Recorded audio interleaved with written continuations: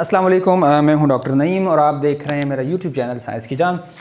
आज मैं आपके लिए चैप्टर नंबर 3 नाइन्थ केमिस्ट्री का एक और जो कि हम प्रेडिक्टेबल और पेरियोडिसिटी ऑफ एलिमेंट का हमने चैप्टर स्टार्ट किया है। उसका सेकंड एक साइंटिस्ट है जिसने कोशिश की एलिमेंट को एक ग्रुप में अरेंज करने की जो है कोशिश की। जो आप आजकल देख रहे हैं एक बहुत बड़ा एक प्रेडिक्टेबल जो मॉडर्न प्रेडिक्टेबल कहलाता है, उसमें इन तमाम साइंसदानों की मेहनत शामिल है।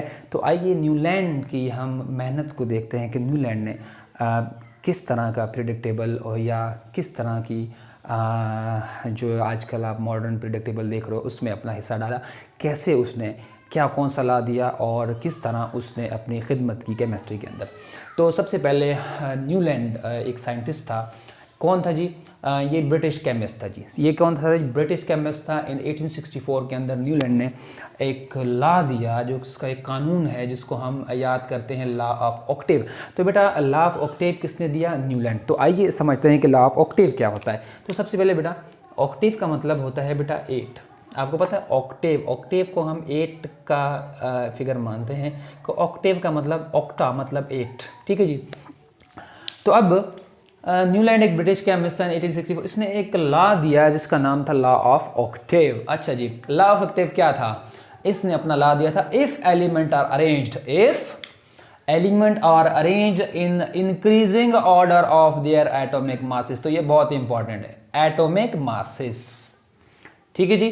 Then 8th element has similar properties as first element. तो बेटा सबसे पहले जो चीज़ आपको याद रखनी है वो है कि न्यूलैंड ने जो एलिमेंट हैं, जो अनासिर हैं, उनको जब उन्होंने उनको एक यू कैन से दैट एक टेबल की शक्ल में रखने की कोशिश की, तो उसने एलिमेंट के एटॉमिक मास के बेस पे उनको रखने की कोशिश की। और उसके साथ क्या कहा? पहली बात उसने एलिमेंट के एटॉमिक मास को देखा। सेकंड उसने बात ये कही कि अगर एलिमेंट को अरेंज किया जाए, एलिमेंट को रखा जाए इन increasing order of their atomic mass, अगर एलिमेंट को रखा जाए उनके इंक्रीजिंग एटॉमिक मास, लाइक किसी का एटॉमिक मास 7, किसी का 11, किसी का 12, यानी पहले 7 को रखेंगे, इंक्रीजिंग ऑर्डर में आपने रखना है, पहले 7, फिर जितने एलिमेंट दरियाफ्त हुए उस वक्त जितने एलिमेंट दरियाफ्त हुए थे, तो उन्हीं एलिमेंट को आप, जारी बात है, उन्हीं एलिमेंट को रखेगा न्यूलैंड। उससे ज़्यादा तो उसके पास मौजूद नहीं थे, दरियाफ्त नहीं हुए थे। तो उसने क्या किया, उन इंक्रीजिंग एटॉमिक मास के जब उसने क्या किया, उसको रखा।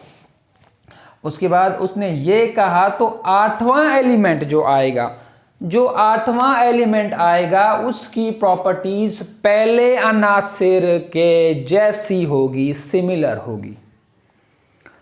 अगर हम एलिमेंट को उनके बढ़ते हुए एटॉमिक मास के लिहाज से अरेंज करेंगे, कहीं पे रखेंगे, कहीं पे लिखेंगे, तो उस पहला जो आपका आंसर होगा या एलिमेंट होगा, this is your first answer जो होगा, उसकी properties 1 2 3 4 5 6 7 and 8th, this is 8th। First की जो प्रॉपर्टीज होगी वो 8वें एलिमेंट जैसे होगी, इसीलिए इसे हम कहते हैं Newland law of octave. Octave का मतलब 8, यानी पहले की जो प्रॉपर्टीज होगी वो सिमिलर होगी विद 8th वन। आप यानी अगर इसने एक एग्जाम्पल आपको मैं दे रहा हूं यहाँ पे, ये क्या है जी? ये एक एग्जाम्पल है। तो एग्जाम्पल में आप देखेंगे कि लिथियम के नीचे सोडियम को रखा गया है। लिथियम के नीचे किसको रखा गया है? लिथियम ऊपर, सोडियम उसके नीचे रखा गया है। और इसी तरीके से अगर हम बेरिलियम को अगर फर्स्ट मान लें, तो क्या होगा? This is your 1 2 3 4 5 6 7 and 8। तो क्या होगा? मैग्नीशियम उसके नीचे रखा। वाई? बिकॉज इसने कहा कि इसकी प्रॉपर्टीज इसके जैसी होगी, फर्स्ट की 8वें एलिमेंट जैसी होगी। उसके बाद अगर हम यहां से गिनना शुरू कर देंगे तो इसके नीचे क्या आया, यानी इसने क्या किया, जो पहला एलिमेंट था उसको रखा, फिर बढ़ते हुए एटॉमिक मास के लिहाज से एलिमेंट को रख दिया। जैसे इसका 7, उसके बाद बेरिलियम का नंबर था, फिर बोरॉन 11 पे था, इसके बीच में कोई और अनासिर नहीं थे। अगर 10वें वाला होता तो 10 रख देता गया, लेकिन फिर 12वां आया, फिर 14वें, इनके दरमियान में कोई नहीं था, तो इस तरह ये रखता गया। जब 8वें एलिमेंट की बारी आई तो उसने बजाय यहाँ रखने के उसने इसके नीचे रख दिया। क्यों? क्योंकि उसने कहा कि मैं इसको नीचे इसलिए रख रहा हूँ क्योंकि इन दोनों की जो प्रॉपर्टीज़ हैं वो तकरीबन एक जैसी हैं, उनकी प्रॉपर्टीज़ सिमिलर हैं। इसी तरीके से इसको इसके नीचे रखा, इसको इसके नीचे रखा। अगर आप यहाँ से गिनना शुरू करेंगे तो 8 यहाँ पे आएगा, तो ये इसको इसके नीचे रखा गया। ठीक है जी, ये था आपका न्यूलैंड लॉ ऑफ ऑक्टेव।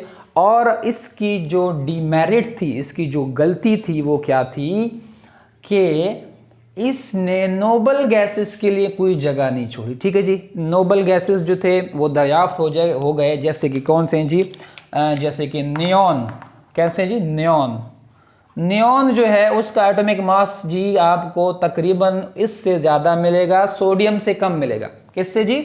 तो नियॉन की जगह यहाँ पर बनती थी, इसने नियॉन को जगह नहीं दिया, यानी इसने यहाँ पे नोबल गैसेस की जगह, जो क्योंकि उसकी एटॉमिक मास के हिसाब से उनकी जगह यहाँ पे बन रही थी, और एक और नोबल गैसेस जिसकी यहाँ पे जगह बन रही थी।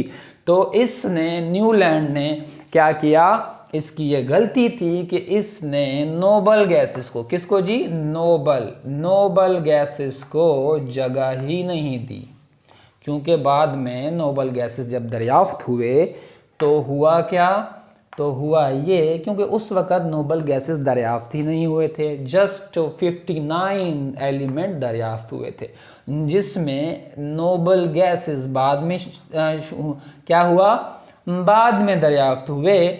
और इसने उसके लिए खाली जगह भी नहीं छोड़ी। अगर ये खाली जगह छोड़ देता तो ठीक था, लेकिन नोबल गैसेस बाद में आए जिनका एटॉमिक मास क्या था, 19 से ज़्यादा था और 23 से कम था। यहाँ पे एक आना चाहिए था। और एक ऐसा था कि जिसका क्लोरीन से ज़्यादा था, लिथियम सोडियम पोटाशियम, यानी पोटाशियम से कम था।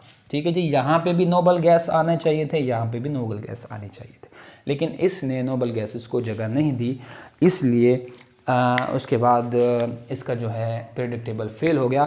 और यही आज का टॉपिक था जिसका नाम था न्यूलैंड लॉ ऑफ ऑक्टेव। आज आपने पढ़ा chemistry chapter number 3 9th chemistry सिन टेक्स्ट बुक पर। जाम श्योर हो कि आपको आज ये लेक्चर समझाया गया। अगर आपको समझ में आया तो ज़रूर अपने फ्रेंड्स के साथ शेयर कीजिएगा और मेरे चैनल को सब्सक्राइब जरूर कीजिएगा। अस्सलाम वालेकुम।